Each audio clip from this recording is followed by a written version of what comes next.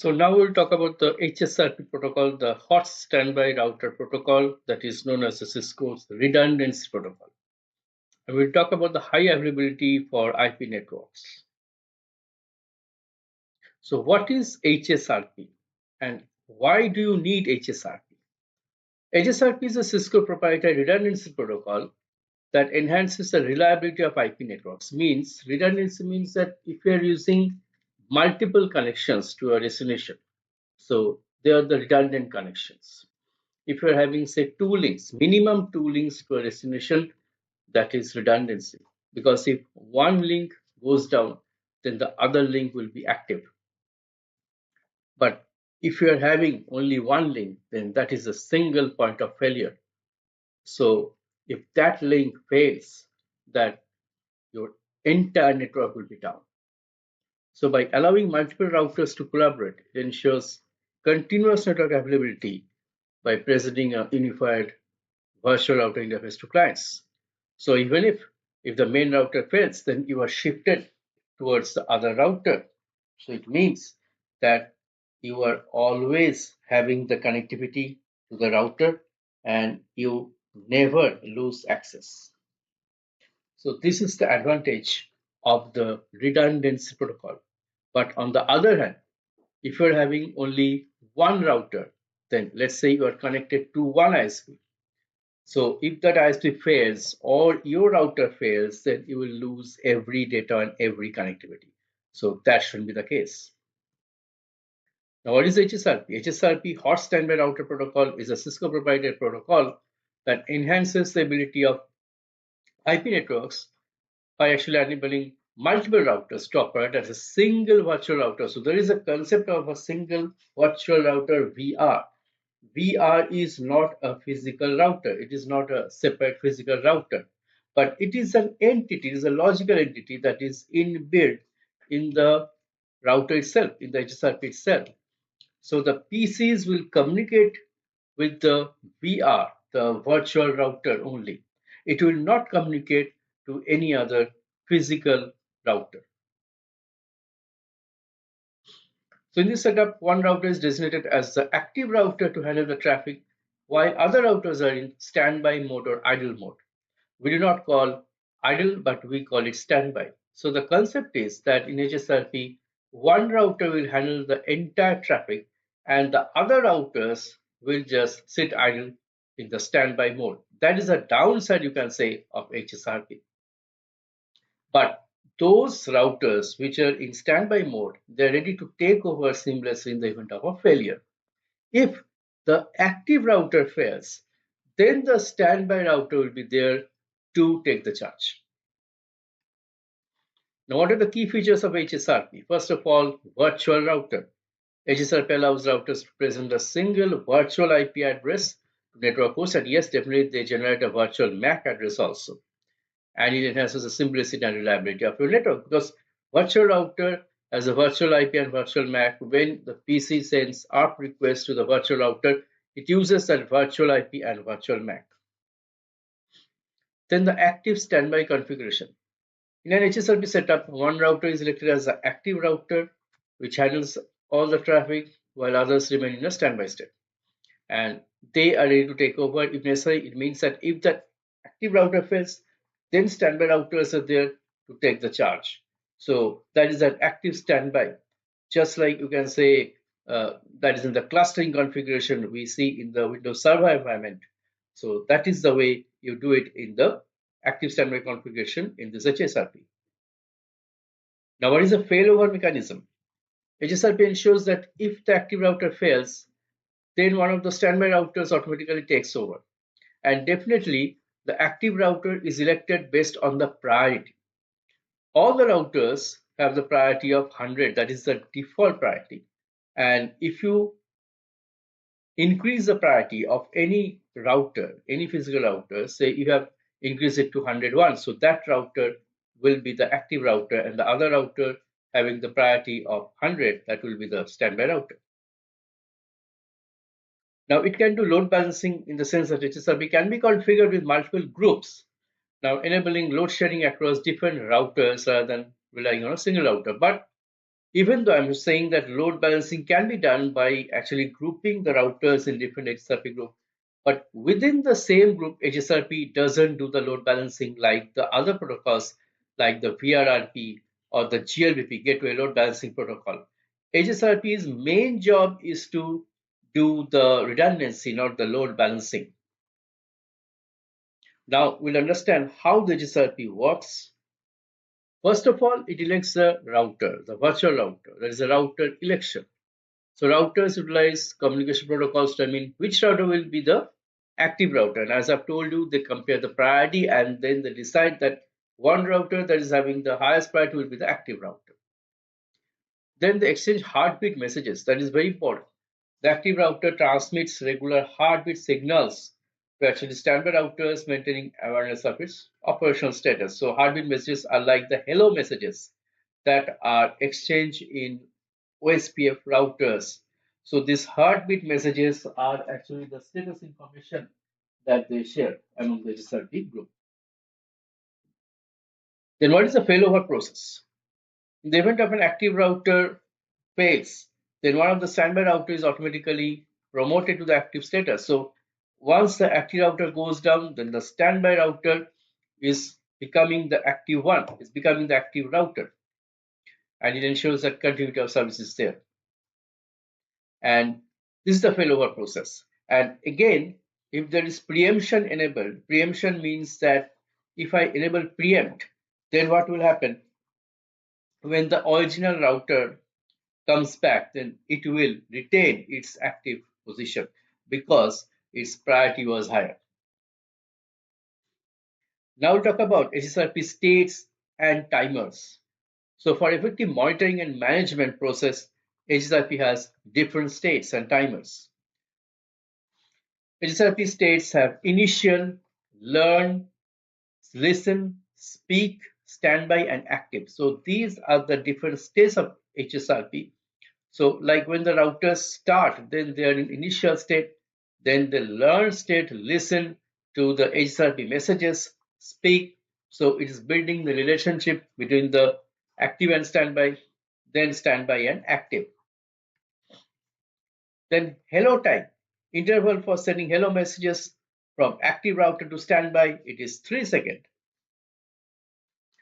Then hold time, time before the router considers the active route down after missing the hello messages. So if the router misses the hello messages, then 10 seconds it will wait, that is the hold time. And now what are the benefits of using HSRP? It is increased network availability definitely because your network is always in scalable state, is always expanding, and definitely you should have more routers there. So you should definitely incorporate HSRP there. Seamless failover and simplify network management because you do not need to change the default gateway. If there was no HSRP, then you should have changed the default gateway for each PC because if one link fails, one router link fails, then your traffic to be passed through the other router and you would have changed the default gateway. Now, if there are 10 routers, you could do it, but if there are 100 routers, you couldn't do it. And enhanced load balancing or the enhanced load balancing capacity. That is the advantage of the HSRP. So that is about the theoretical part about the HSRP. And let me take you to the Cisco packet tracer now and let me configure the HSRP in action. So as you can see, there are two routers, router 0 and router 1. One will be the active router. Let's say the router 0 and router 1 will be the standby router. So first give the IP address to this router 0.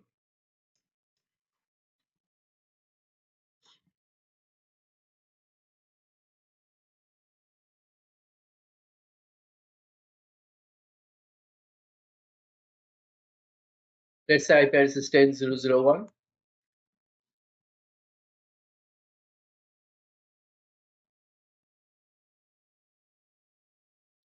And on router 1,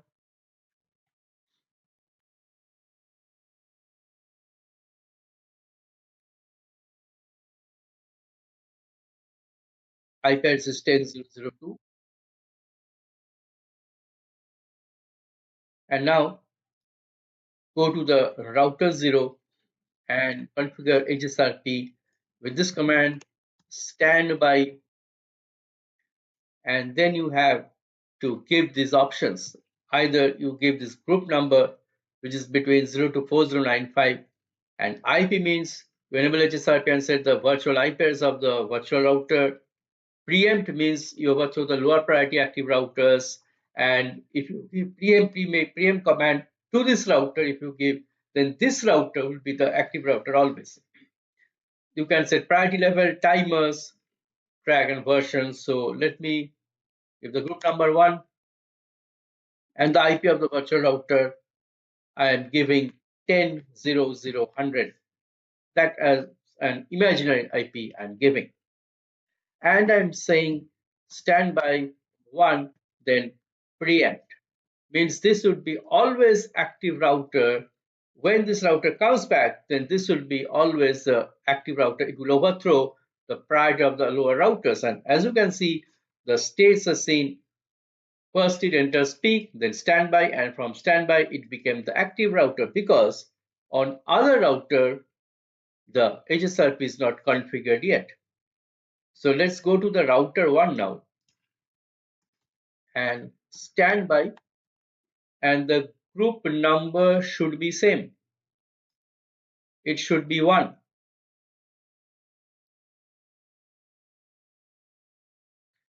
And the IP should be 10.0.0.100. And the priority I haven't changed. Here I have to change the priority standby group number 1, priority, and it should be between 0 to 255. I've given the priority 110.